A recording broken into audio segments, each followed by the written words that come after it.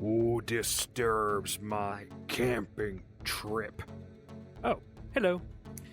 It's me, Kanada, the kitty cat man. I'm here in the woods, hoping that, some sexy werewolves will just come in and ravage me. Oh, that would be nice. Or maybe a yeti, or a bear, a brother bear would be fine. A Bigfoot? Sasquatch? Maybe. I have to think about it. Depends if I'm in a foot mood. Oh yeah, I saw a movie. I should talk about it. Picked this spooky, scary location with pretty shadows because I saw Nosferatu. Ooh, scary. It's a pretty good movie about a vampire. A scary, spooky vampire, man. Played by Bill Skarsgård, who's like 8 feet tall and a gigantic handlebar mustache and looks a little silly, honestly, but it's an intimidating silly. You're like, oh, I did not know your game.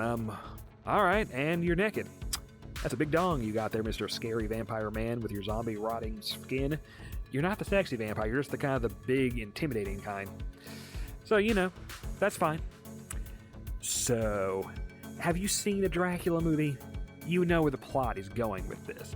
Nosferatu, the original, was a silent film from the 1920s, which was an adaptation of the original Dracula novel, with the serial numbers crossed off and the names changed to protect the innocent and try not to get sued. They got sued anyways by Bram Stoker's widow, and the company had gone out of business between then and then, and thus they tried to destroy every copy that was made. They failed.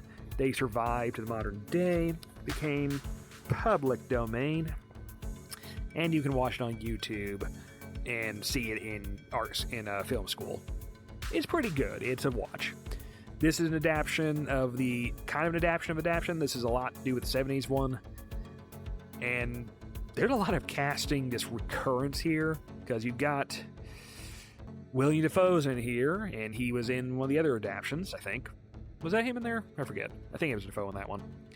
And you got Nicholas Hoult playing not Jonathan Harker. This movie's version of him. Thomas, and his wife, Lily. I forget. Johnny Depp's daughter is our main lady. Does a pretty good job. Didn't realize that was her at first. She's in a lot of this movie going, Thomas, oh my Thomas, please come fuck me. I'm getting harassed in my sleep by a Dracula shadow man, and if you just fucked me, this would solve most of our marriage problems, and I want to be getting seduced by my ex-vampire man from across the ocean. Oh, you're going to go visit him for a business deal. Oh, I'm not going to take offense to this at all. Folks, if you get married, fuck your spouse as much as possible. It solves every problem, apparently. Especially if there's a vampire man who wants to fuck her instead. As basically this whole movie is Count Orlok trying to cuck and take this guy's wife. Like, he'll fuck him too, which he does. Drink his blood, fuck him. Kind of try to turn him into a Renfield, but we have a Renfield with a different name, Nock, which is his boss, and guy just masturbating naked in the prison cell for a little while and running around the streets. Half this movie is that Orlok is the worst neighbor of all time, because he wants to fuck your wife. He wants to fuck his guy's wife, which, rude. You gotta ask first, buddy. See if they're into it. Maybe you could do a poly thing. That'd be fun. But no, he just was like, nope, I'm gonna fuck your wife. Make your watch, but I'm gonna fuck your wife. Moves into this crappiest house they can find in the neighborhood. Starts eating the neighbors. Starts fucking the neighbors. Starts just letting all of his pet rats run around the city and give everyone the plague. Bad guy. You said this 1800s Germany, England, Muppet Christmas Carol city. You need a homeowners association. You don't want this guy to be your neighborhood as your neighbor. He's a bad neighbor. If you're a vampire, you're just like, don't eat your neighbors. Don't give everyone the plague. If you're gonna fuck somebody, at least, consent. Now, this is a vampire, so they usually don't do that. I might be preaching to the wrong group of preaching to the wrong choir here. Anyways, movie itself is pretty good. Acting's fun. William Dafoe's in here as not Van Helsing and doing the Nosferatu, that kind of acting, which is fun. This movie is very cinema, because it's from Robert Eggers, who did The Witch, The Northman, The Lighthouse. He likes doing the and sort of things, but he left it off on this one. So, you could have called this The Nosferatu, which would have been like The Batman, which, so, yeah, probably for the best he didn't do that. It's pretty good. It's very cinema.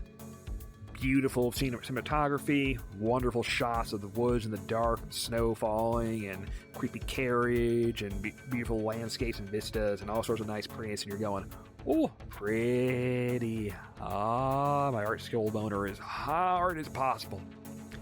But yeah, good movie. A little long.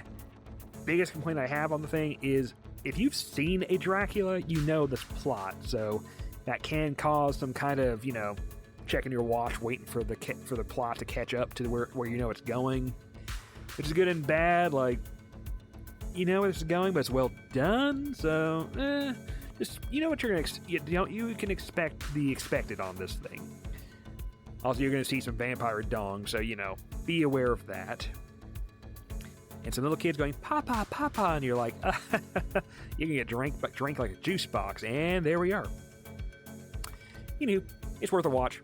Probably in the cinema, actually, because the beautiful cinematography is worth seeing on the nice big screen, and the really good sound design. There's some really good soundtrack stuff in here. It's very booming and intense and cinematic. Cinnamon buns. I might be hungry. I wonder if I have cinnamon buns around here.